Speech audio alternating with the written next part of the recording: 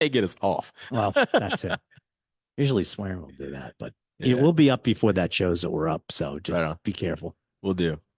PR check. Let's see what we got going here. Yeah, it's telling me I'm not on, but I already know the answer. I am actually on. All right, record to the cloud. Boom. Hey, everybody. It's Whiskey Wednesday. Woo-hoo! Listen, Whiskey Wednesday has been hitting hard like these last couple weeks.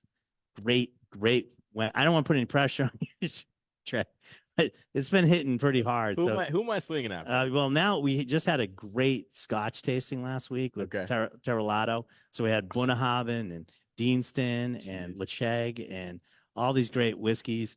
It's been going good. It's been going real well. But USA represent, Let's right? go. Let's USA go. represent. This is America. Trey Wade is here with us, everybody. He is what's your official title? Is You it know, like I feel Bourbon like Extraordinaire it or something like changes that? every time the bill comes. So I'm head of consumer experience now for Coors Spirits Head Co. of consumer experience for Coors Beverage Spirits Co. Spirits Company. Yeah, I know, Tough to right? keep track of. That's why I don't have business cards. Just rip those up and shake it somebody's hand, right? Say hello. I'm Say Judge hello. Trey at the end of the day. All right. Well, this is Trey, everybody. Trey, this is everybody. Hello, everyone. Everybody, everybody who matters is here tonight, right? Beautiful. I'm so humbled. I mean, I heard Tom Brady's in town, and he lives in Florida now, so he's not here much. Thank you guys for coming out and hanging out tonight. I'm super excited to drink some whiskey with you. If everything works out okay, we'll be done before his induction, and everybody can get their whiskey, go home, and celebrate with, of course, with Blue Run. The goat. The goat. Oh, both. Yes. Yes, Blue Run. Blue Run and the goat. The butterfly and the goat. Butterfly and the goat. Sounds like a All real right. poem. Well, let's get started. I mean, we've had David Coors here, Very cool. and we talked about, of course, about Five Trail. Yeah. And the bourbon, Barman. Yeah. Right. Barman. Yeah.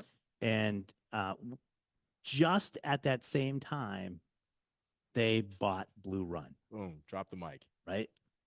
So now everything's exploding. They caught the tiger by the tail, and now everything is sky's the limit, right? We got a lot. They brought you on. They said, okay, let's start doing some really cool stuff. Yeah. And so explain to everybody what exactly Blue Run is, because I don't know if everybody sort of gets the inception and the whole concept. Very, very, very cool. So guys, Blue Run is a brand of today and tomorrow. And what I mean by that is when these five guys came together in 2019 as our five founders, Jesse McKnight, Tim Sparapane, Mike Montgomery, Devin McKinney, and Andy Brown. So You better not forget anybody. all of it was only five of them, so my chances are pretty good. And they're all really meaningful to me. But these guys came together and they all had one common thread. They loved whiskey. They also had another common thread. They had no idea how to go about starting a whiskey business. Fortunately, they were all really great business people. Nike execs, Facebook execs, prolific lobbyists, raised a bunch of fundraising money. But they did have great relationships, and one of those relationships happened to be with Jim Rutledge. Yep. So they came together. They said, "Hey, look, we don't know how to start whiskey, but we know a guy that does." Jesse McKnight is our connection to Kentucky. Okay, he's from Georgetown, Kentucky, and I'll get into that more when I talk about the brand. But he calls Jim a little while after he retires from Four Roses and says, "Hey, Jim, I got a crazy idea. Myself and four other gentlemen, we got some whiskey. We want to start a bourbon brand. Would you be willing to help us make some whiskey?" And Jesse tells the story, and it's really funny. So apparently, Jim, was tinkering in his garage. He had not worked in 50 years, so he's looking for stuff to do. And Jim gets silent, and he goes, "You know what, Jesse? I'd love to make some whiskey for you, and I also have some whiskey you might be interested in." So the inception of Blue Run was five guys having this vision of how to showcase what can be, what's coming, without stepping on the toes of the caterpillars of the industry, is what I like to say, the heritage brands. And so fast forward, they got involved. Jim came on board. Folks like Peggy No got involved. Mm-hmm. Myself, a gentleman named Sammy Halpern, whose family has a history in the wine space and brokerage business. We all came together and supported this vision in different capacities. Okay. And what really, I think, took us to the level that got us off the ground the way that we did when we first launched our first product in October of 2020 was truly our design. So before our whiskey even had a chance to be tasted, it's very saturated market, but a curious market during COVID. Anyone not have a bourbon bar before COVID, but now has one in their home, right? Like I feel like Well, here's the problem. Whose bourbon guard got bigger come on during now. COVID? Yeah, all the hands go up, right? Yeah. So everyone all Yeah. of a sudden had a room that was multi-purpose, right? But when we saw the branding and when all of the name and the logo and the bottle aesthetic came together, we felt like this particular package that was designed by Devin McKinney. The name is really impressive because what he does, not because of the name. He is the head of the Air Force One Nike franchise. So he designs the Air Force Ones for Nike. Him and his team. So no big deal. He was one of our 5 founders.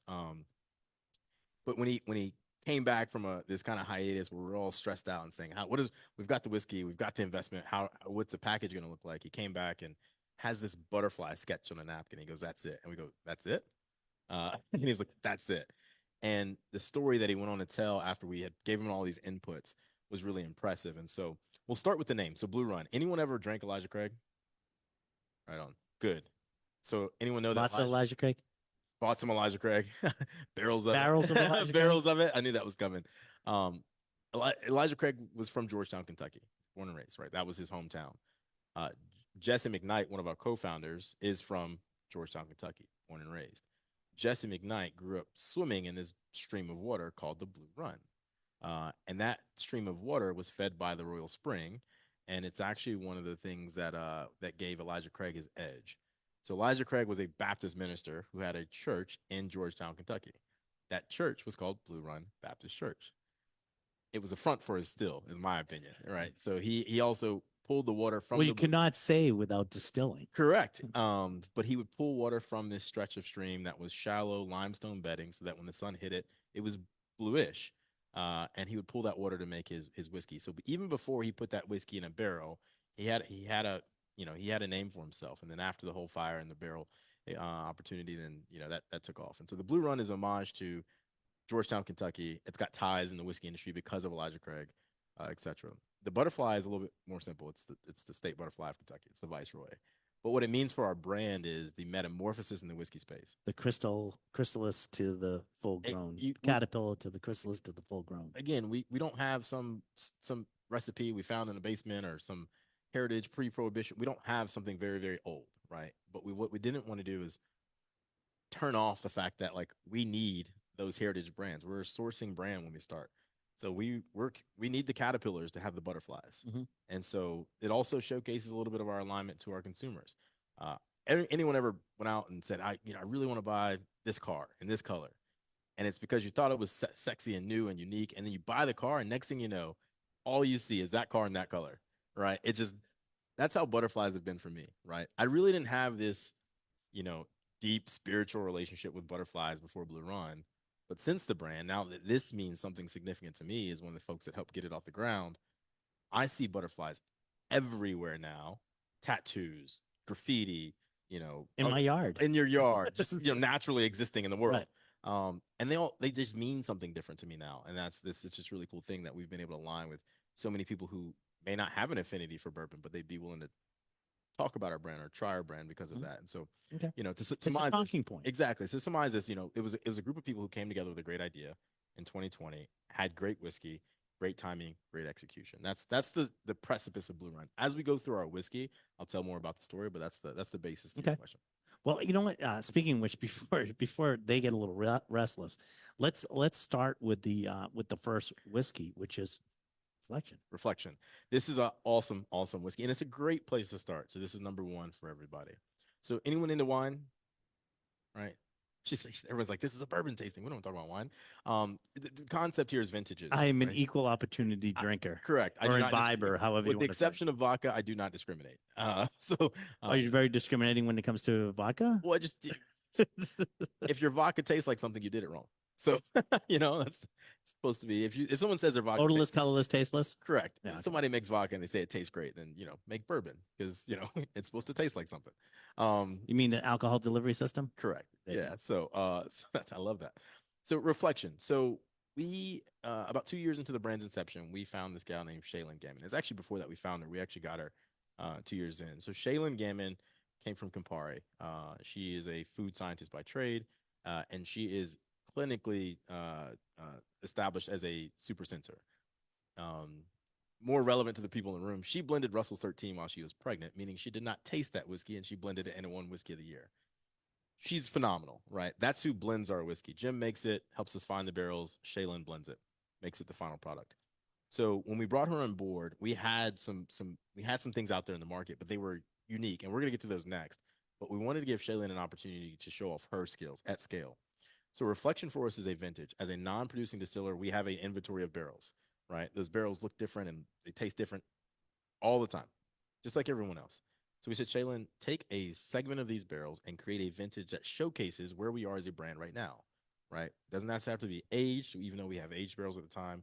It doesn't have to. It's whatever you want, and she gets to create this chapterized core expression, and it's truly a reflection of where the brand is during this precipice. And so, reflection one. So each reflection will be different based on what is available at the time. Yeah, not even what's available and what Shaylin's excited about in our storage. So Makes sense. reflection one filled a gap in our space that is really awesome because we have a high rye bourbon that we're going to taste tonight. We have a rye whiskey we're going to taste tonight, and those were out before reflection. We had another rye whiskey. What we didn't have was a quintessential Kentucky straight bourbon. Is this reflection one or reflection two? I don't know. Let's see. It's a great question. That's a great question. Okay, reflection one. Okay, reflection one. So the story's a little bit Johnny, right? Reflection one. Yeah, he's going to check what we poured. Okay, just in case the two are different. Yeah, they are different. Yeah, reflection one and reflection two are different.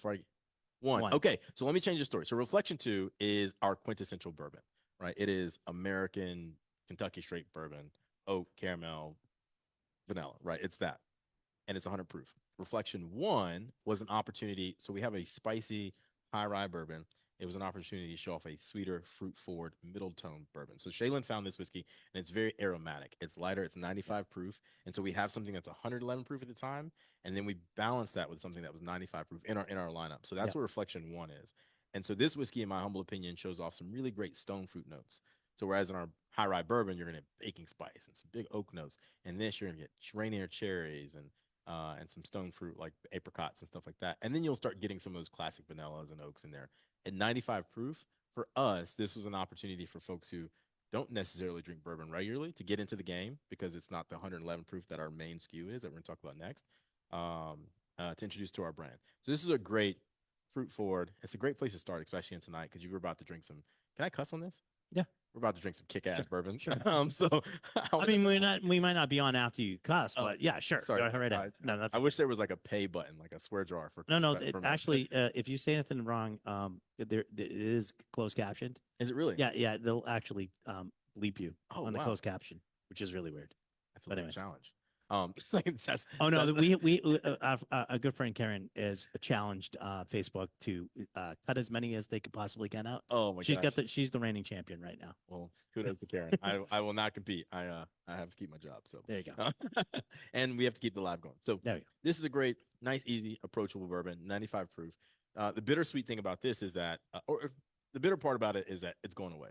The sweet part about it is apparently you still have some, which is surprising because right now we're going on this tour and we've got Reflection 2. But this is a chapterized core expression. Anybody ever heard of like Blood Oath or Boss Hog or like I strongly or believe, even what like Dixon Deadman's doing. Yeah, 2XO. Right, 2XO. I strongly believe that like once we start to get to vintage number 3 and 4 and 5, just like nobody was buying Boss Hog 1 when it came out. Nobody was buying Blood Oath back 1, 2, and 3. Until it got to like 4, 5, 6, 7, and all of a sudden it's like I wish I had started when this started. And fortunately you guys still have Reflection Pack 1. So Reflection 1, excuse me. So this for me is a great introductory bourbon. If you're pouring a blue run for somebody who's never tasted blue run before, it's a great place to start, right? Because it is a very calm, nice introduction to whiskey, right? Oh, more importantly, what do you guys think? Good, you like it? Yeah, easy breezy, beautiful bourbon. Yeah. All right, who's whistling? No whistling in class. It feels like a classroom. It's so great. I feel like I'm supposed to be asking questions. Get the ruler. Arithmetic up here. That's great. So so Reflection 1 came out in 2022. Okay. And these vintages usually last about 16 months. Right. So we released them in waves to last about that much. And then Reflection 2 just came out late last year, mid-year last year, excuse me. Okay. So we're about 2/3 of the way through Reflection 2. I have sort of like two cool sort of stories about Jim Rutledge. Okay. So the first one is you couldn't pick a better guy to sort of like lead the brand. Oh yeah. When I first met Jim Rutledge, it was just really after he convinced the Japanese that they should be selling their bourbon, Four Roses, in the United States. Save the brand. And Yeah. Jim and I were driving, and he's telling me, "Yeah, he's got whiskey in his trunk." I probably shouldn't be telling you this, but anyway, anyways, Jim doesn't Jim's care. retired. Jim doesn't care. Yeah. He's got whiskey in his trunk, and he's going around to bars, and he's trying to convince them that they should be carrying Four Roses. Now, not the Four Roses, like even like Yellow Label and stuff, like the single barrel Four Roses, and he's convincing, and he's talking like Jim, how old are you? Like, and I was like, I'm like 60s, right? He's like in his 60s. I'm like, he's talking like a guy that just started a brand in like his 20s, right? And he's going to go out and just conquer the world, and he's doing this. So this is Jim's mindset. Yep, early 2000s. Never veered, never changed. I mean, I had great conversations about that. We helped the single barrel program get off, and we helped the cast strength single barrel program get off, and we were got to be part of that at the beginning, which was epic. A couple years ago, I was talking to Jim. I was just happened to pick up. He called me up. We were just talking about. He said, "Hey, I just want to run something by you." Da, da, da. And I'm like, "Well, what are you doing now?" He's like, "Oh, I'm at Castle and Key distilling." I could you mad man? What are you doing? He's like, "Oh yeah, I'm helping with this brand. I'm distilling stuff. I'm doing all this stuff, and this is obviously Blue Run." Yep. But he's like, "Yeah, I'm trying to get this thing. I'm getting the mash bills down," and he's explaining everything he's doing. I go like, "You're retired." Yeah. And again, he's explaining to me stuff that would it's one of those type of things that would physically and mentally destroy anybody that was half his age. Oh yeah. And he's out there doing it. So, when I heard that, because he didn't tell me the brand. It's just so you know, Jim keeps his own counsel. He'll let me know on everything else. So I'm like, well, brand, I can't tell you that, and that's where it stops, right? I don't ask. We had a pretty good NDA. I don't pursue it any further than that, right? I'm not going to push him. When he's ready, he's going to tell me. Yeah. So, but I'm just like that was what he was doing, and he was talking about doing stuff, distilling at Castle and Key, and working on this brand. Yeah, that's very cool. That is a great story. And Jim is, to your point, Jim is one of those people that's probably forgotten more about bourbon than I know about everything else combined. The man is just he is an encyclopedia of knowledge behind it still. And it couldn't be a nicer guy, by the way, too. Unless you get on his bad side. Well, that goes pretty much true with everybody. I agree. Jim is like everyone's best uncle. Like you think about the things you love the most about your uncle. That's Jim, except for add bourbon into the mix because my favorite uncle doesn't drink bourbon. So he's. How can he be your favorite? Because I only have two, so I got to pick. It's the other one. Coin toss. So, so speaking of that story, so that whiskey that he was talking about that he was working on at Castle and Key was one of two whiskeys. 95% sure that if he was working on the recipe, it's the next one we're going to try. And it's High Rye. See how I led that in? It was perfect. I mean, it's like you've done this before. Maybe once or twice. So this is our High Rye bourbon. So what's Four Roses make? High Rye and High Rye, even though they say low rye and high rye, they're both High Rye. They make two High Rye bourbon mash bills, and that's because of Jim Rutledge. So a little bit more context about the beginning of that story that he was telling. So Jim saved Four Roses in the United States. Seagram's were going to sell that. They were going to sell that brand to the Japanese. Kind of like what there was a track record. It had worked before with somebody called Blanton's, right? It had worked. Somebody needed to make some money, and they were going to follow that same trend with Four Roses single barrel and cast strength. It was going to be an export brand. They considered having stuff in the States. And Jim was like, well, I'm not moving to Japan, right? Well, but it's also my guys can't buy their own products. Correct. And that was the other part of it. Yeah, not only that, but it's like bourbon is an American thing. Hopefully we can protect that, And so so Jim goes to Seagram's office in New York. He presents a handful of mash bills to the powers that be. And instead of the 8 or 9 that he presented, they selected the two mash bills that we know today, the 20% and the 30%, 6% rye that we know and love today. So Jim created those mash bills, and he snuck in a little outlier. He goes, well, the recipe doesn't technically depend, or the mash bill doesn't technically depend on the yeast. And so where they signed off on 2, he created 10. So that's a little good, FU from Jim. And it's so dumb because he was the head of yeast for Seagram's. Correct. What else would he have done? Correct. I mean, you he's got already thinking ahead. 10 steps, Yeah. 10 recipes ahead. So he created those 10 recipes. Fast forward, the brand's successful. It goes off. To your point, he is running around the country making sure that people buy into this idea, and it's gone gangbusters. About 15 years later, he retires, and he goes to Castle and Key and starts contract distilling. We were fortunate that we can't take credit for Jim being at Castle. No, and Key. I know that, but Jim, just what he was working on. Exactly. Jim was at Castle and Key, kind of tinkering around. So everyone knows Jim Rutledge has some brands outside of Blue Run that he's been working on. The difference is that's funded by somebody, that's funded by a team of folks, and they go buy whiskey, and Jim just oversees the blending of that. Most of that whiskey, Jim had nothing to do with distilling. So he was saying, I want to get into the whiskey game with whiskey that I make and I know from birth. Fortunately, we came along. Jesse McKnight made that phone call to Jim, and Jim said, I actually might have some whiskey you're interested in. And it was this high rye bourbon. So this is one of the recipes that Jim actually presented to Seagram's that they turned down. It's a 65% corn, 30% rye, 5% malted barley, high rye mash bill. And the things to your point, so Jim loves two things. He loves yeast, he loves rye, and he loves what yeast does to rye. Everyone uses a ton of corn, but the reason they went to that high rye mash bill is because Jim understood more than anything how complexities can create character, right? And so historically, you would see a lot of bourbons with an 80+% corn mash bill. And so that rye content or those flavor grain contents would be sub 20% combined. You might have an 80-15-5 as a regular mash bill, or even a 78 if you want to get crazy, right? 78% corn. But most of those distilleries leaned away from rye for a variety of reasons. One, it is a hard grain to distill with. It's sticky. It's, you need higher gauge, bigger gauge of pipes. It's a lot to deal with. Two, it's expensive. It doesn't grow in Kentucky. So you can't just get it from local farmers. You got to bring it from the Northeast corridor. Jim is unwavering when it comes to quality to a painstakingly fault. When I tell you, Jim will look at your fermentation and say, dump it. Do not distill that. Don't waste your time. Don't waste your money. I promise you, we've done it, and it hurts and it's expensive. But Jim will watch every step of the production process, especially the fermentation, because he knows that you can't distill out bad fermentation. You just can't. You can try, and people do it all the time. Well, they distilled fermentation that was either rushed or high in enzymes. There's a bunch of things that you lose quality when you do. You rush the fermentation process.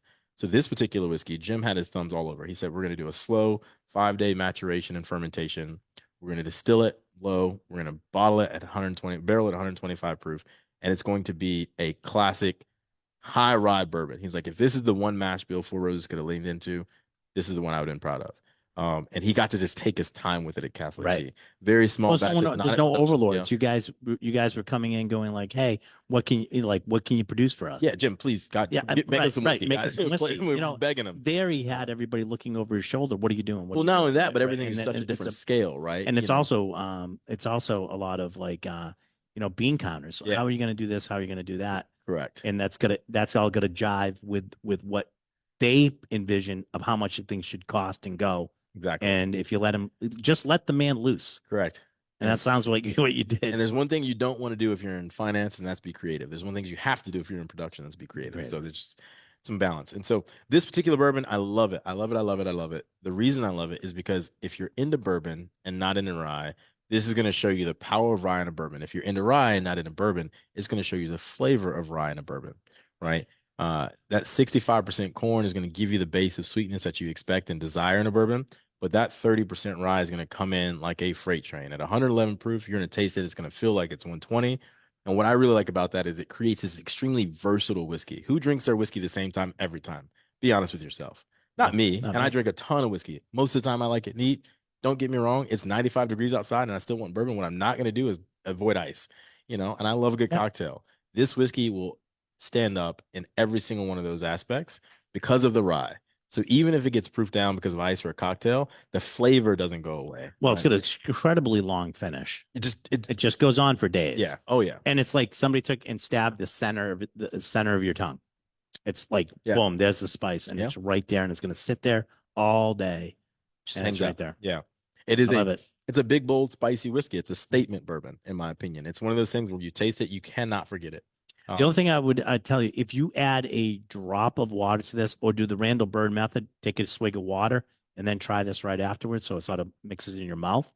Wait until you see the flavors that are going to pop when you Yeah. do that. Yeah. Yeah. It almost goes cinnamon. Oh, yeah. Yeah, it's really good. Some nice for me it's like nice red candy notes, right? Yeah. Like in cinnamon on the fried palate. You don't for me I don't get as much baking spice as I do oak spice, Hmm. right? So the difference between baking spice and oak spice is the difference between like caramelized sugar and char in a barrel, right? Like baking spice in my opinion is like your cinnamons and what you expect in cake, and then the char, if anybody likes a grill food, right? You put some protein on the grill and it gets that char on it. That's the difference. And I get it a little bit more of like the grilled char on this, which is I like it, especially summertime. And Tried it again, with who tried it with a little water. Drank a swig. You see it? Taste it? Are you feeling it? That's right. It's all of a sudden it becomes a little bit of a different whiskey too. it's a whole ride. And that's what I said because we didn't skimp, right? At cash strength, this is only about 116, 117 proof. So we didn't add a ton of water to it, bring it down to 111. Right. And that was by design, right? We don't make whiskey for scale. Like we are not shy to the fact that like, yeah, we have a premium bottle. It's about $100 a bottle. Not everybody's, we don't need a million of these. We want the right number and we want to focus on quality exclusively. And so, yeah, we could squeeze out a few more hundred cases if we put it to 110 Yeah, but proof. I like what she's doing with the blending part of this Mhm. is that you're proofing to taste. Exponentially. Yeah, So it doesn't have to be cast strength, it doesn't have to be this, it doesn't have to be that. It's proof to where it tastes best. exactly. This next whiskey is a perfect example of that. Let me Okay. make sure which one we're doing. Okay, great. Batch one. So just around the same time, Jim's at Castle and Key making bourbon for us. Again, Jim loves yeast. Jim loves rye. So even before he started making this bourbon, this high rye bourbon, Jim had laid down some bourbon barrels, or excuse me, some rye barrels. And this is pretty special. So Jim worked at Four Roses and for Seagram's for over 50 years. He'd been in the whiskey industry for over 60 years in different capacities at the time. He has never, up until this point, distilled a rye whiskey that's made it to a bottle. Just like let that sink in. The guy that was in the first class inducted into the Kentucky Bourbon Hall of Fame had never made a rye whiskey. I think he's probably the only one in the Hall of Fame that could say that. Yeah, I got into the Hall of Fame and I only ever made bourbon. Right. That's a pretty wild thing to say considering you were working for a couple million case brands. Well, and by the way, and Seagram's made a lot of rye, They make a ton of rye, you know. but they would not let that exist for Four Roses. And it was a lot of the bean counters, right? It was Right. a lot of, hey, we got to go through this upfit for this distillery and Well, this brand is that. it's also taste profiles that people were going on. I mean, Mhm. at that time, It's not selling. Yeah. it's not selling. A lot of people went away Mhm. in Jim's sort of career lifetime. Yeah, yeah, yeah. A lot of people have moved away from rye. If you were doing rye, everybody would go, "Oh, Canadian." Correct. They automatically assumed it was Especially Canadian from rye. Seagram's, Seagram's, right? Yeah. right? Right, Seagram's, especially. And so you could sort of see it in today's day and age to say, I'm not going to make, like I'm a whiskey maker, an American whiskey maker, and I'm probably not going to make any rye At that scale, at right? that Like, scale. It's yeah, just sort of a little bit weird. yeah. I think the only brand that it makes sense for so far is Maker's Mark, right? And Well, we do one thing. yeah, we do. But they only make one whiskey, one right? whiskey, And right. they can stand on that. So, Right. but this rye is special, right? So in Kentucky, you have two dominant categories of rye. You have your what are called 95 fives, 95% rye, 5% other stuff. And you have your barely legal rye, 51% rye, 49% other grain.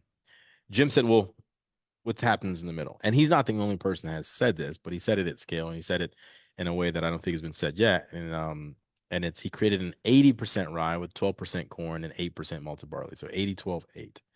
And just the way that the rye just explodes the corn in his high rye bourbon, he wanted the corn in his rye whiskey to really evolve and create this layer of flavor that most people don't get to experience in rye whiskey. So we use an heirloom grain for our rye and it's a greenish grain even after dried or kilned, which is why we call it emerald. It's still green. Most of it's brown or tan. But our rye still has a bit of a green tinge to it. Um, and then he used a proprietary lease that he absolutely loves, and it showcased a flavor in the rye that you don't typically get, and that's anise. So in a lot of rye whiskey, you get mint and dill, and you'll get those traditional notes that you find a lot in Canadian ryes, and you get a lot of that, right? And I love those things. However, it's always amazing to find something else. And between the yeast combination, the sweetness of the corn, and then the heirloom grain, you get this really, really nice floral, sweet, spice, like spice finish, but it doesn't turn you off as if it's like, because some people say cilantro tastes like mint. People have that same gene that sometimes dill tastes minty, or excuse me, soapy, excuse me. And so we don't have to deal with that. And it's really cool, because this is humbly my favorite expression in our entire portfolio of core SKUs is our Emerald Rye. One, it's you're literally drinking a piece of history. We're not making more of this rye currently, right? So like what we have is what we have, and it's aging. And it ain't a ton. Like we have exponentially more of everything else than Emerald. And But you're right, you get that star anise. And I don't care for black licorice, but I love the way the anise shows up in this, right? Like it's the true spice that you would use. Yeah, but it's highlighting everything else. Yeah. Some confectionery sugar, right. and kind of like really just great. Lisa, can you taste the anise in this?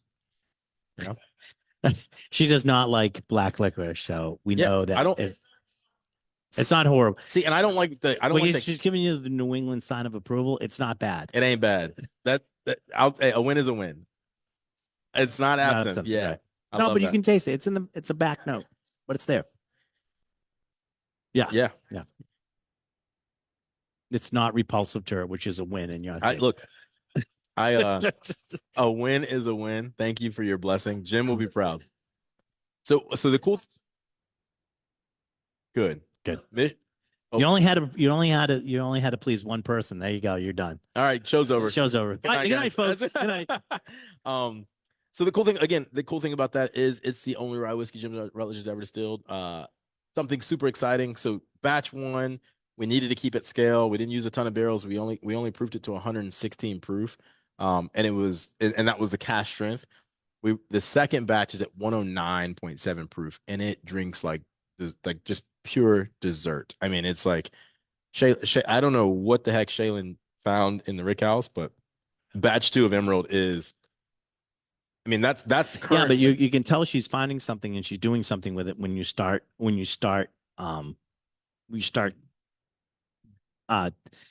proofing to taste. And that's you're 100% right, because she'll find a barrel and she'll say, "That's great. It can be better." And right. and Shaylin and I always have this fun contrast, because Shaylin's a blender. She's a scientist. She wants to put one and one together and make 7. And I love the uniqueness of an individual barrel. I love that's a blended petition. Yeah. You never heard of a blended petition? That's a person who blends and just keeps on going. Multiplies. Shaylin can make a million recipes with 2 barrels. I don't know how she does it. Math doesn't math to me, but she really can figure out how to bring the best out of whatever whiskey we have. And we just talked about it. That's really not like a rye that almost like any other rye, though. I've never personally, and I've drank a ton of whiskey, both recreationally and professionally. So I've never had another rye whiskey that was that unique in flavor, but not off-putting, right? Like I've had like, oh my gosh, that rye was ridiculous, but I don't want to go drink it regularly. I've had like those aha, super exciting one-off ryes. But you get those aha one-off ryes. What they are is they're extremes. They're fun to taste. But this is balanced. This is like, we keep talking about this week after week and week.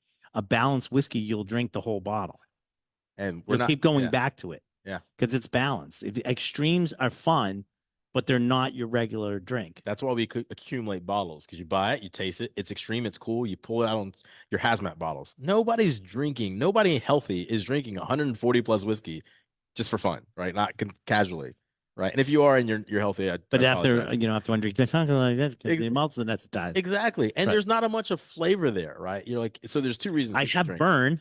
I can taste alcohol, and it's burning. Right. This is great. Exactly. It hurts. It's got to be good. It's got to be good. Wow. It's got to be good. My eye. Did you see my eye? It watered a little bit over here. That was a tear of joy. And by joy, I mean pure pain.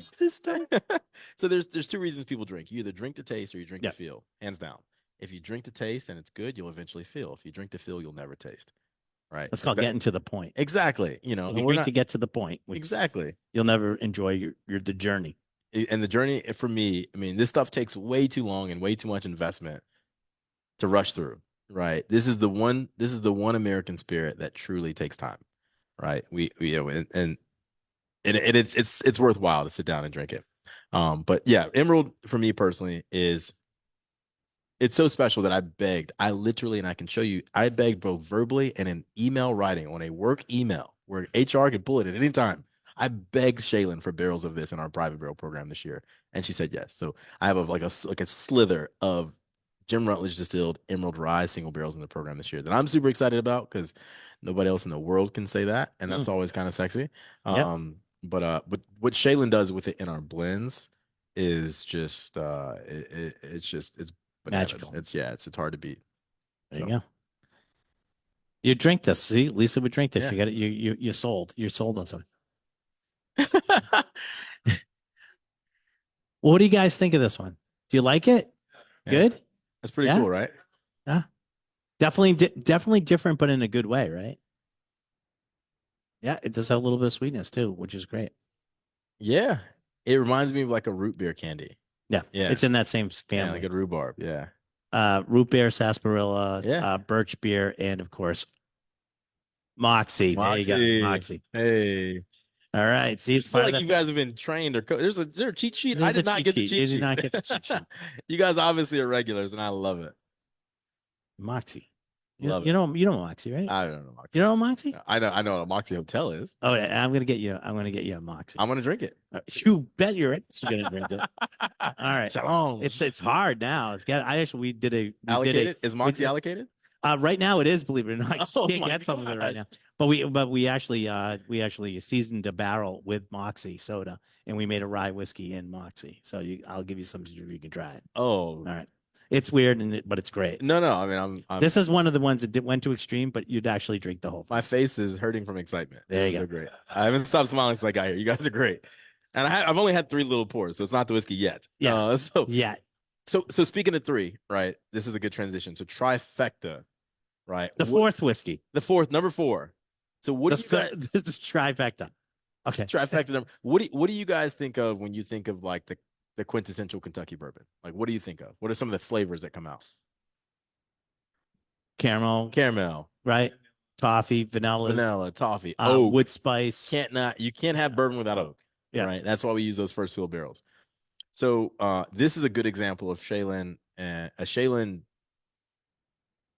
taking us to school, right? So we had these barrels that were really hard to get and like really freaking hard to get, like borderline like gun runner hard to get.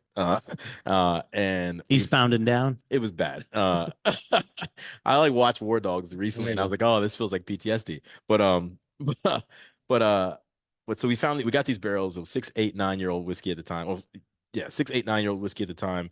Super expensive, very, very revered sources. And like which is not going to tell you, by the way, just in case you're wondering. Not on camera. But not only that, but they passed Jim's test, right? So Jim, if you ever get a chance to see Jim go through his process, this is one of the reasons. This is one of the many things that makes Jim Rutledge very special. Jim has what's called a shake and taste. So in the world of non-producing distillers, more often than not, almost exclusively, when you say, "Hey, I'm looking to buy some barrels," and it'll come through a broker, even if it's the people that are selling the barrels directly, they made them. You don't get to go through and just taste all the barrels. They'll say, "We got 100 barrels. We'll send you 5 samples. It'll give you a good snapshot of what you're buying. Good luck." And if you don't want them, somebody else will buy it because the market's hot. Jim goes, "If I can't shake it and I can't taste it, I'm not interested." And so Jim literally will be able, because he's Jim. Yeah. People will say yes. And so Jim has a process where he'll walk into a barrel storage house and he'll kick a barrel. He goes, okay. And he'll sit his ass on the barrel and it'll rock. And which is in it. And if you can hear how much whiskey is in it, right? Yeah. And he'll taste it. If it doesn't pass the shake, he won't taste it. If it doesn't pass the taste, we don't buy it. So we had that opportunity to work with Jim for a long time. You know what he's looking for? So has he told you what he's looking for? It depends, right? So the shake. What he's doing though is he's seeing how much headspace is in there. 100%. Because if if it's how much you're buying, but it's also correct. There's nothing wrong with when we were talking about this a couple of weeks ago. Is with my buddy Randall is that aeration and air exposure within inside the barrel is good, different than your bottle being half full. 100%. Okay, because it's still living, breathing, doing everything you want. Right. And we've found over the years of picking barrels and stuff like that is if you don't do that, you'll get a certain barrel and you'll find like even if you tight. pick even if you let's say we pick it here and we don't go there and we're not in front of the barrel. Yeah, yeah. Just man, that barrel's great. And all of a sudden they call us up and go, yeah, there's 90 bottles in that barrel. Yeah. Yeah. Okay, that's how many are in there. So be it. So be it. So not only Because that, but that's why it's good. so to his And point though, like when you're buying barrels wholesale, it's great when you've bought the barrel, you know what was in it, and you can select Right. it and taste it. It's not so great when you say, okay, I've got a finite amount of resources to buy a finite number of barrels. You buy those barrels, and a percentage of them are empty because you Right. pay the same price for a barrel that's full to the brim Right, right. as you do a barrel that's empty. Exactly. You don't pay based on yield like you do if you buy it Mhm. by the bottle. It's, if it's a $5,000 bottle barrel because it's this age, it's going to be $5,000 whether it's got 10 bottles in it or zero. Right. So Jim does it for a number of reasons, especially when we're buying barrels. But nevertheless, Jim tastes whiskey. So Jim had tasted this 6, 8, 9-year-old whiskey. It passed the musters, went to Shaylin. Shaylin liked most of it. We wanted to sell it as individual 6, 8, 9-year, and if not, single barrels, right? Because at the point, like, we're a small scale distillery, 6, 8, 9-year, age stated single barrels are hot. It's got all the marketing terms. The whiskey's good individually. Shaylin goes, wait. You just stole me from Campari. I had a cushy job. I had a phenomenal laboratory. Let me freaking do what I do. And she went and blended this quintessential bold oak spicy caramel vanilla bourbon that again we didn't have. We didn't have an age stated crazy classic bourbon that made us relevant to the people who want to go drink, the Russells, the Heaven Hills of the world. Mhm. We didn't have that yet. And so Shaylin took what we had and she created this whiskey, and we all ate our socks, right? Like it's just there was no individual component. I will stand behind Shaylin's ability. No individual component that went into this blend that was better than the blend. Right. And that says a lot because single barrels I run the single barrel program. I created our single barrel program. I have a huge affinity for it. But this particular whiskey, Trifecta, it has the perfect nose. Yeah. It's Really is it's great. really balanced, creamy vanilla, a little bit of oak, some caramel, like really, really balanced nose. On the palate, it's everything but boring. It's got the great viscosity. You get those classic oak and caramel and char notes, the things that you would expect from an aged bourbon, right? A little chewy. Exactly. Yeah. It makes you do the Kentucky chew, right? It's like a dance in your mouth. And then the finish is so for me, and we talked about this just a minute ago with the hazmat. The perfect finish for me is just long enough to make you want another sip. A finish that's too long to me is like, all right, cool. I'm gonna step away from that in a minute. Anybody that goes, oh, it burns so good, I better drink some more. They're full of shit, right? Like it's gotta, That, by the way, is a technical term. yeah, correct. There's so a reason why most people's eyes are brown, right? It's because they're full of shit. It's up to here. So I'm full of bourbon. That's why my eyes are brown. So so there's Everybody except you. it's scientifically proven. uh, so so but this particular whiskey has the perfect nose, the perfect Kentucky mouthfeel and flavor profile, and the perfect finish. That's why it was dubbed Trifecta. It's almost like a horse winning a triple crown in Kentucky. So this is what we needed to make sure that people Do you guys agree? Yeah. Thank you. I didn't blend it, but thank you. Thank you. You'll take the credit. 116. No, sorry. We're talking about Emerald or Trifecta. Trifecta. This one's 117.1. Yeah. It doesn't drink the proof. Nope. The last two, I believe, don't. Like our high rye bourbon. This is always the fun part of going from high rye into our higher proof stuff. Because again, the punch of that rye in our high rye bourbon, our versatile, our DNA bourbon, it makes the next couple of expressions, because they are, more sophisticated whiskeys, candidly, it makes them what you would drink neat. For the folks that are beyond bourbon curious, right? You're invested in this space. Like that rye makes sense on a glass on a rock, right? You can put that in a cocktail, but it's a very expensive cocktail. Trifecta, same thing. You want to drink your bourbon in a rocks glass with a rock, or you can put it in Glencairn. Like that trifecta is what you want, right? And after that high rye, when we get back into our higher end LT, or excuse me, core SKUs, it just makes sense, right? So 116.7. Exactly. Batch 1 is 116.7. Phenomenal whiskey. We added no water to that. Batch 2, 109.6 is it's candy. It's candy in a bottle. It is just wildly delicious. I think Willy Wonka might have been in the lab when Shay was there. So Trifecta, everybody. This is another one that's really phenomenal. I still prefer Emerald because it's got all the things, right? It's got the history, it's got the flavor, it's a rye whiskey, it's a little unique. But Trifecta is damn hard to beat. All right. All Yeah, you right. like that one? You like the so far? So good? And Trifecta is a finite thing. So everything you've tasted before Trifecta is like we'll always have reflection, we'll always have a high rye bourbon, we'll always have emerald whiskey, or we'll have a rye whiskey. Trifecta, because of again how we purchase the barrels. That's it. When it's done, it's Yeah, done. It's finite. when it's done, it's done. It's finite. I think we have a bit more of And it that's finite available. and Trifecta did really well. It's been done well at shows and Oh, it's only ever won at least double gold. So double golds and platinums. It's been in the top ranking and of all of the places it's been shown, and we don't really shy away from showing our whiskey. Everyone that we respect, we send our whiskey to. And if anybody hasn't received our whiskey in a competition, don't take it as we don't respect you. We just don't know you yet. So please say hello. We'll send you some whiskey to rank. And so we're very fortunate that I do a little radio show, so you can send me whiskey too if you like. I think you have a building full of whiskey. We're sitting beneath it. No, I meant the stuff that's coming. Oh, okay. Previews. I know a guy. I know a I know guy. a guy. All right. I know a guy. I'll have to talk to him. We'll chat. That's that. Yeah. All right, calm down. I'm trying to get it for myself. Okay, you guys, just back off. There's a list for appearances. You got to go to him for that. That's right. Okay, so the cool thing is everyone knows that there's no legal definition for small batch, right? Like, yeah, small batch for us is 60. You have no small batch is supposed to be smaller than your regular batch. If you have no regular batch, then it's all small batch. That's all small batch, right? Small batch for Heaven Hill Elijah Craig is like 1,500 barrels plus, right? For us, it's 60 to 120 barrels, and that's like those are big like high rye batches, right?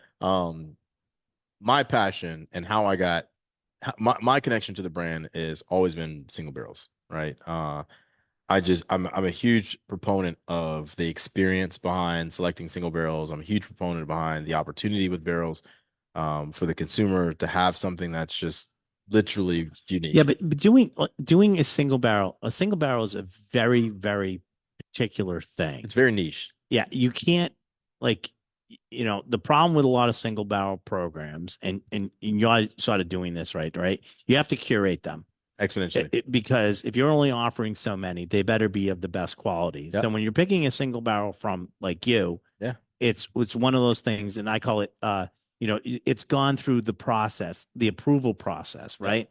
Yeah. And I've done, which is great because I know I might get a variety of different flavors, but I know I'm getting everything that's sort of like past muster, yeah, so to speak.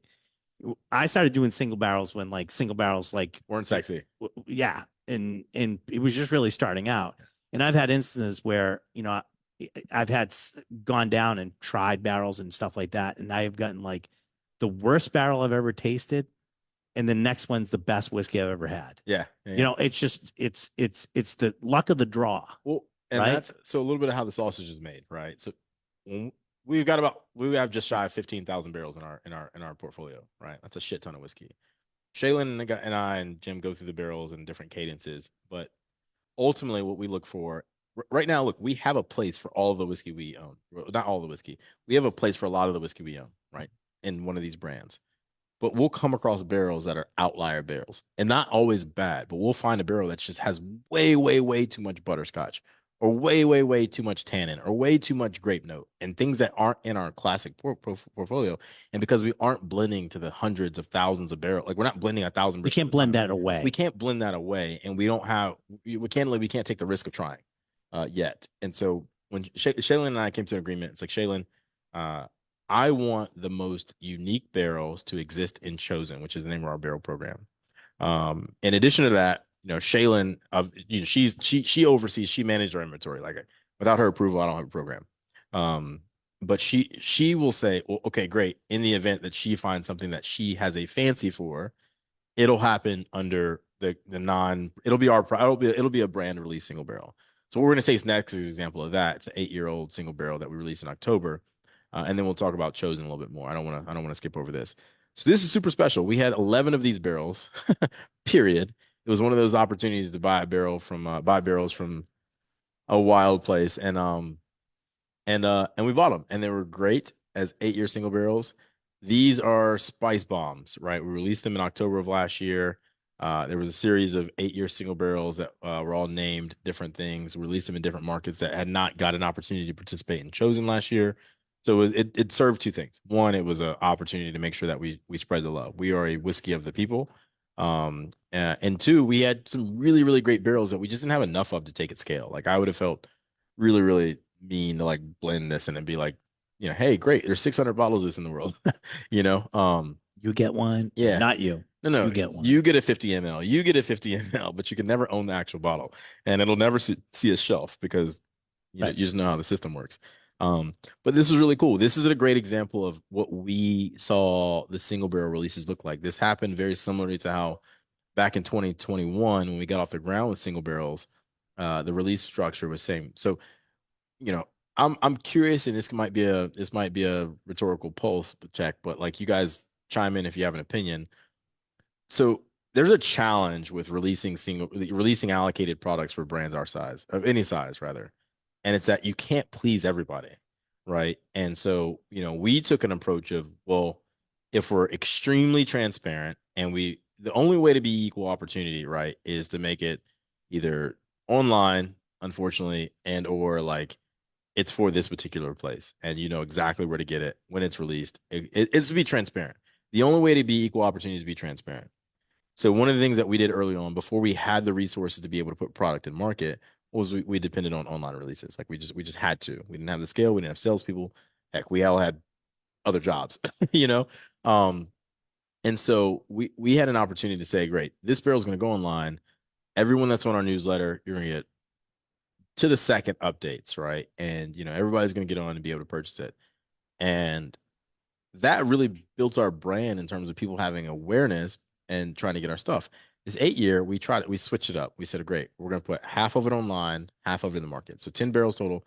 5 exclusively went to distro, which is how you got them, which I love the fact that I can see these on shelves because that's the downfall to online. You never get to see them on the wild. I never get to try them. And then we did half online. Do you feel like that's fair, the hybrid model where like, hey, like there's like, we're going to make sure that this online source, and this is a great question for you. I'm gonna walk back into that. Okay. This is what if you're being honest. Okay. It's probably pretty fair, right? We do a whole card system here, which we feel is pretty fair. For most people, they're not realistic or they can't look at the bigger picture. And if they can't get one, it's unfair. Yeah. Period. It's unfair. I got one. Yeah, it seems like a pretty fair system to me. I didn't get one. This system sucks. Can't please everybody. Because you're not going to please everybody. In that realm, you're not going to please everybody. I mean, in context, you know what's great about whiskey? 60 bottles of this particular barrel. That's right. And so like online, we will literally have 2,500 people trying to get it all at once in the queue, like live unique IP addresses per barrel. And so it's like, how do we please it? But then the challenge is once it goes into the market, like once we sell it to the distributor, we have no control over it if you guys get it. You're a phenomenal account. I said this offline, I'll say it online. This is one of the best damn spirit stores or liquor and wine stores I've been in the entire country. The fact that you guys have a full, like this is badass. Like you guys have a classroom, your consumers engaged, we're tasting product, we're sitting down, it's online, it's all the things you want. And like, this is crazy cool. And the fact that I don't get to say like, all right, I'm sending product here. This store should at least get a chance to buy it. We don't, as a supplier, we don't get that opportunity. So like we lose sight of being able to take care of people when it comes to the market. So I'll shut up now and let you finish because I was I think excited. That no, I mean look, it is, if I don't get some, am I upset? Sure.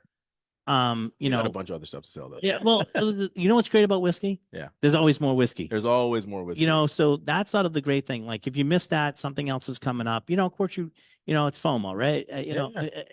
You always want to be the thing. And it's like I've seen somebody bring like a product to market here in Massachusetts and everybody's like, well, that sucks. He's got all of this stuff. I go, good for them. Yeah. I mean, they took the risk in bringing in something that no one knows about and they brought it in. But I expect the same. Yeah. When I bring in something and all of a sudden everybody's ticked because I got all of it, or I brought in a single barrel of something that's not really available United yet. States, yeah, yeah. And everybody's like, well, that sucks. Well, how come I didn't get any? Well, I don't know. I flew down to Kentucky. I met with people. I bought barrels. I made arrangements. I got a wholesaler to bring them in. I got everything in. I mean, there's a lot of work involved in doing that. So Way more work than people realize. yeah, I'm not gonna fault somebody for doing the same thing. Yeah. The big thing is it all comes down to our wholesaler, right? So when our wholesaler gets it, he or she should be looking at who is supporting their brands and how they're supporting them. Yeah. So when you get so much in, you sort of put it out there, whether it's bottle stock or not. It's like, listen, I got there's a top 20 accounts. I don't care. Everybody gets 2 bottles. Whatever it is, it's fine. Correct. I've made my bones on people not realizing what just came in, and they get offered an allocated case. Yeah. And they go, I never heard of it. I don't want it. I'll take it. I'll take it. I'll take that one, and I'll take that one. And I've ended up with like 4 or 5 cases with these were people that just didn't want their allocation. Yeah. Because they had no idea what it was. They wouldn't do the research. They wouldn't invest in the consumer. But the other thing is investing in knowing that things take time. And a lot of people think we're an instantaneous society, right? Everything is instantaneous, right? Yeah, right. So when we started doing barrels, I know this is hard to believe, but I would actually have Pappy Van Winkle single barrels that I did sitting on the shelf. They're still here. They're just on the shelf in the back. Yeah, in the back room, you can't see them. But they're sitting on the shelf. And people telling me $65 for a bourbon, 15-year-old, by the way. Jeez. That'll never sell. Yeah. Sitting on, Blanton's, Buffalo Trace, Eagle Rare for 6 months. You would literally have a line from here to the airport if you had that right now. Right. I'd also be able to send my kids to college if I saved it all and sold it. Yeah, you'd be able to build a college. Right, exactly. Well, the building named after me wouldn't be bad. But that's the thing is we're here to sell product. We're here to make people happy. We're here to do our best. Yeah. We came up with a system for our customers, the people that want to shop here, to get the what we feel is the fairest way to get there. Yeah. Because what was happening, and isn't this the whole thing too? Trey, I'm calling you up every week. Hey, I just bought some more product. Yeah. I just bought another couple cases. And people were waiting for me. They weren't. I had at one point people not buying whiskey unless I was in the store because they want you. Because they wanted me to see them buying whiskey. Yeah. So when hard to get stuff came in, they go, "I'm a good customer, right? I'm a good customer, right?" So I said, "I can't be here." But contrary to what my wife thinks, I am not here 24/7. Okay. So we had place does close. It does close, right? But I had to give and that's how a system came out. And that's what you're doing. You're creating a system.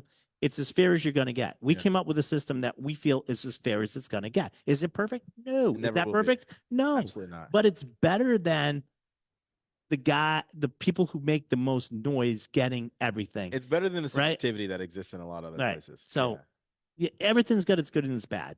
Yeah. It's life, man. Yeah. That's life. I love that. That's life. We're going to have this last pour and we're going to cheers to That's Life. Right. So cheers to That's Life. That's the number 8 and the Julio's. 8-year-old.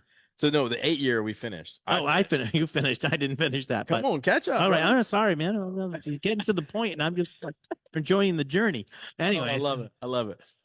So the 8-year super special releasing. You guys like the 8-year? You guys like that? Yeah, it's good, right? Easy whiskey. So this particular one, let's see, 124.4. Yeah, but how many bottles did that produce? This one was, 173 bottles. This is bottle number 86. The one we had was probably not bottle 86 because this one's still unopened. Unopened, yes. Say again. This is the 8-year. It's 124.4. So Trifecta was 117.1. And your Emerald's 116.7. Now there's a bottle you have, if you counted, maybe they didn't, I don't know. But if you counted, you see five bottles up here. But if you count what you have in front of you, there's 6. So you're getting one more. You want to explain what they get the last one they're getting? So as excited as I've been about a lot of the stuff we've tasted so far, this is what I'm most excited about tonight for a multitude of reasons. One, this is a chosen single barrel. So the program that I created is called Chosen. It is a single barrel program like none other, in my humble opinion, because it gives you a lot more control over what you get than most other situations that I've been experienced in. But also another thing that we did not have in our program this year that is near and dear to my heart is the Bottled and Bond Act. We did not have a bottled and bond whiskey until this year. And the reason I love and respect the Bottled and Bond Act is because without that, I truly believe that bourbon would not exist right now. In America, we would have been mutilated and bastardized and rectified out of existence, and we would end up probably having prohibition and never coming out of it. But there was enough people who had worked their way into working with the government in a way that actually made sense to create the Ball and Bond Act in 1897 to protect consumers before you could be USDA approved, before even FDA existed, before you could be organic or gluten free or any of the other stuff that we identify as today, culinary, consumer wise. The the Baldwin and Bond Act was created in 1897, and it truly is the backbone of quality in bourbon, even still today. One of the longest standing pieces of consumer regulation in the world, not just America, right? And so, when we had these barrels, they're at cask strength, they're all falling between like just shy of 110 proof, and then we had some cask strength barrels that were all the way down to 102, 103 proof. I said, look, if we're going to do it, this is the time to do it. We've got whiskey that's great at quality. We can add a little bit of water to it. It's all well above the requirements to be bottle and bond. We don't have a bottle and bond product in our entire portfolio. Let's do bottle and bond. This is the first and only bottled and bond barrel, single barrel, that's being bottled and released, and it's the Julio's single barrel. Yep.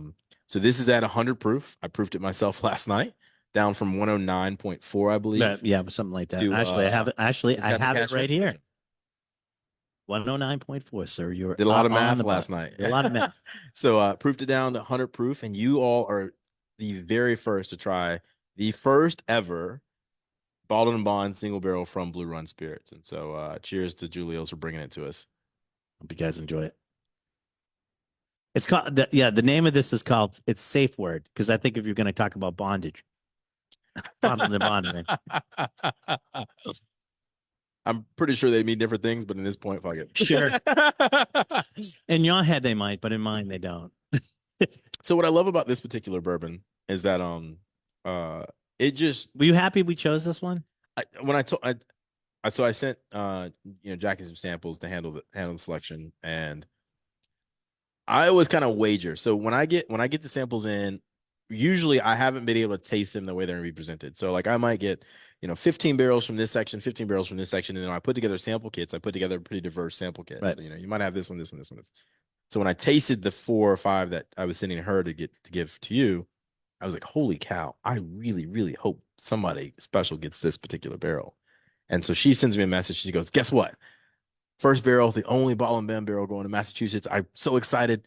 Julio's is getting it. I was like, I haven't met Julio's, but yes, I'm so glad that she's excited about where it's going, because that was my favorite barrel in the section that I went through when I sent out samples.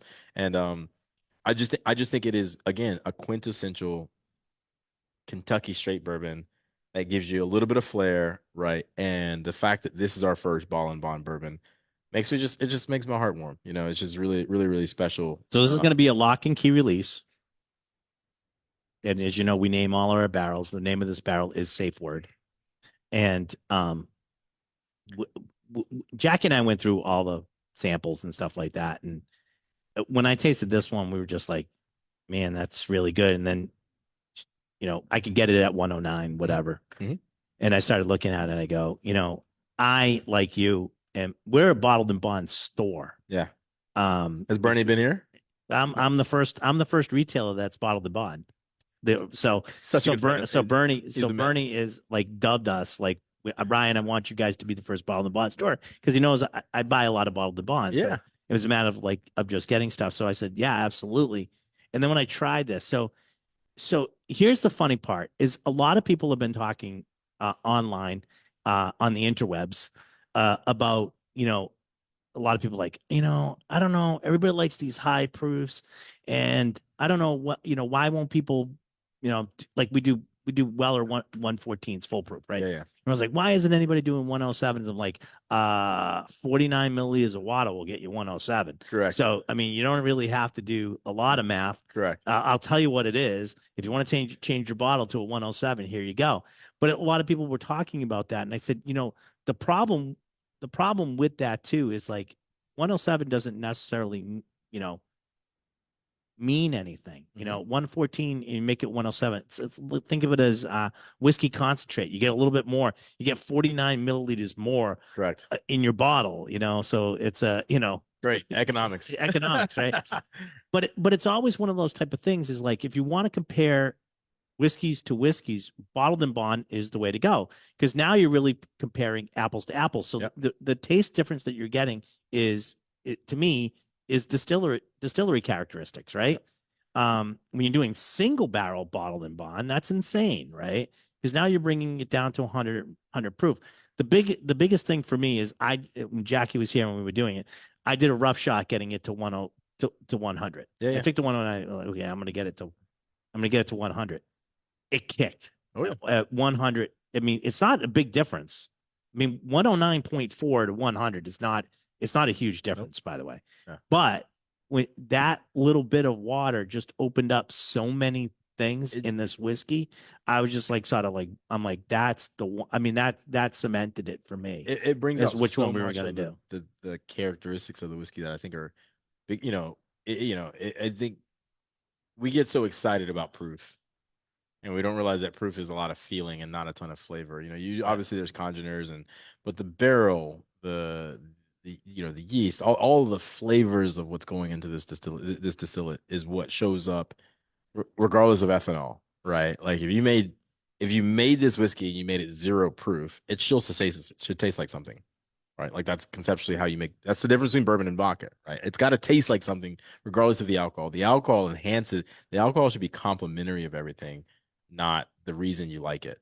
Otherwise, again, drink vodka and add it to some fruit punch or whatever. We do a lot of 50% cuts in some of the whiskeys we try because especially if we're not going to get a chance to go back and try them, we want to make sure that we're not missing a flaw in the whiskey. So we'll cut that 50%, whatever the sample is, doesn't matter. Just add 50% of water to that to sort of take the alcohol out of the pitcher to make sure that there's no glaring things that we're missing as far as defects in the whiskey. And that's so in the lab, when we do professional sensory, we proof everything down to 40 proof, 20% alcohol. Because to your point, we are looking for flavors and flaws.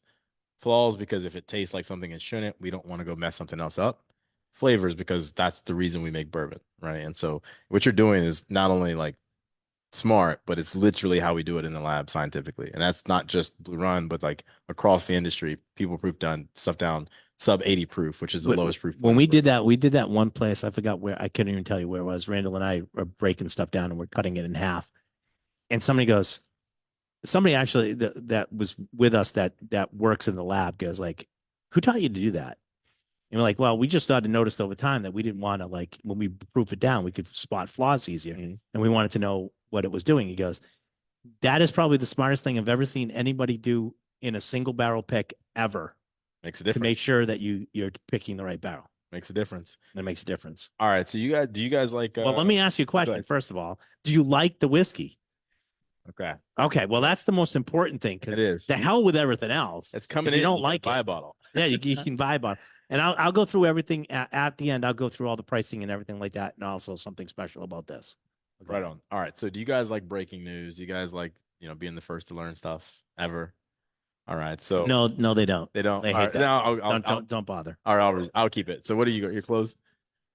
I'm just joking. No. So it's only between us and the one person that's watching this right now. So super cool, right? So last year, chosen 1.0 is what it's dubbed internally now. You essentially got to pick your butterfly color, your label colors, put your text on the bottle, etc.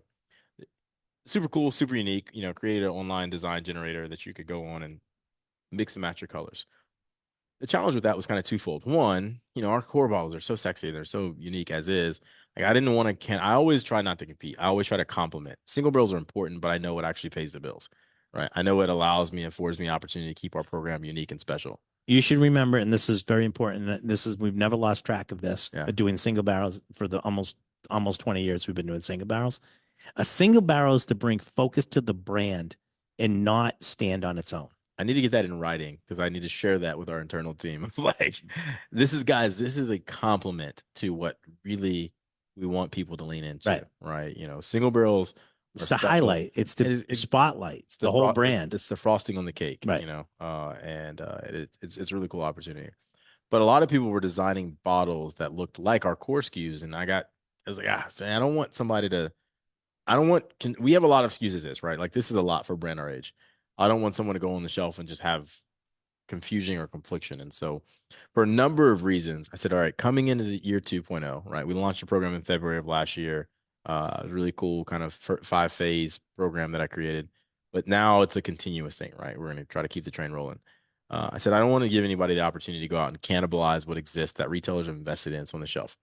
And so, my background is in the defense world. And so, I said, oh, I want to do something that kind of solidifies, like fortifies, to your point, adds that layer of armor around our core SKUs and protects the house, right? And so I went through this pretty painful process because I'm not an engineer, I'm not a designing guy, but I redesigned Chosen and I created this Chosen 2.0 design that I hope people are super excited about because I have His 20. job depends on it. Just let's come out and Just say be it. honest, So yeah. if you want to see Trey back again, Please, please, please like this. But seriously, I have about 2,200 bottles in my personal collection of spirit in my home. I don't have anything that looks like this, and that makes me very excited. And so you guys are gonna get to see the first production ready medallion for Chosen 2.0. So this little medallion here may not look super special, but the cool thing about it is it's the same carbide material that our butterflies are made of at a bit of a different scale. Uh, Safe word will be engraved right here just above the butterfly when you get the bottle. And the really cool thing is that a lot of times last year we would get notes people were trying to scrape the butterflies off our bottle. They were trying to, take the butterflies and put them on other stuff. And, hospitals were being involved in a bunch of other crazy stuff. And so I said, how about we just give them the butterfly? And so now the butterfly comes off the bottle and you can take that home and it's a magnet. So you can put it on anything that's metal. And then if you want, you can put it right back on. So that stays on. It's really easy to get off when it's not on on the fixed, bottle, when it's right? not affixed to the bottle Right, like because you're this. pushing it through. There's a good representation of it, but it's pretty well affixed there once the bottle's there. So now you're gonna have a bottle that's it's special, it's unique, it's a collectible. When you take that medallion off, you have something memorable, collectible. There's gonna be tasting mats and a bunch of other really cool collectibles that as you go through the world of fine and blue run single barrels, you'll have a little memorandum, and you don't have to keep the full bottle, right? Like, back in the day when you first started your collection, like, oh, I finished that bottle of X, Y, and Z. I want to hold it was Old Fitz. I just love the Old Fitz decanters. It hurts me every time I can't figure out what I'm gonna do with them. I wish I could make those candles or those lamps that people on Etsy do, um, but There's a company that does it now. You there's just actually put it in 50,000 the of them. top. It's a battery operated. It looks like a lamp. Are you serious? Yeah, I'm serious. I've thrown away I know. Well, now you realize you never throw. As soon as you throw away something, is the next day you need it. You ever yeah, notice that? yeah, People are like, "Oh, you throw away your iPhone box, yeah. right?" And And then SIM the cards next day, inside of your it. daughter comes up to you and says, "Hey, I need to do this project." You know what would have been perfect for that? That That iPhone iPhone box. box that I Oh, just threw away. Yeah. I love it. He's got a Yes. this one. Yes, is what you used to get in the safe word dungeon. No, this is what you use to get out. Out. Good luck. It's your ticket out. Correct. Your ticket out. Make sure you don't lose this coin. It'll hurt. It'll hurt if you don't. So yes, that's hilarious. So yeah, so I'm super excited because I think this is going to signify again something very special in the folk. I love the stopper. So yeah, and then this like okay, so I'm a little bit weird, right? What I hate to do is go spend a bunch of money on a bottle and then find like a cheap cork, right? Or the cork break. And so I was like, guys, we got to invest in our stoppers, our corks. Like these things got to feel worthwhile. They got to be, you go buy like especially Scotch. It's very prominent in Scotch. You go buy a single malt, comes in this beautiful package, and everything feels elegant and everything has a good weight to it. So this cork weighs like 4x what our normal. Actually, it's almost twice the weight of our 8 year. If you felt that, and it's almost 4 or 5x of what this weighs. And so it's got a great amount of girth to it, and so everybody knows that matters. So and then the top is stamped with Chosen, and it's just this is something that is worthwhile keeping because it too will fit in any other old bottle. So, but this is cool. So this will be what the safe word bottle has on it, dubbed with safe word across the top. This is a crystallized butterfly, so you still get the butterfly, and when it's on the bottle, you can see through and see the whiskey behind it. So a lot of little design things that I hope are meaningful to the people that are investing in our brand. that we're launching in 2.0. So, and you'll be the first to have one in all of Massachusetts. And bottled in bond too. So The only bottled in in bond. So Massachusetts. we're Yeah, really the excited only one. about that part of it. Yeah, same. Yeah. Well, first of all, I want to thank you for coming tonight. This has been awesome. Thank you so much. Yeah, thank you. Seriously. All right, we're going to leave the people of Facebook behind. And if you ever want to watch the show, you can go on Julio's Liquors Facebook page. Obviously, you can do that. But wherever you get your podcast, this will be put up tomorrow as a podcast. Wherever you get your podcast, look for It's the Liquor Talking, and you'll find this, and it'll all be put out there, and you can listen to it anytime. Thanks everybody on Facebook. I will tell you, you should have been here. It was awesome.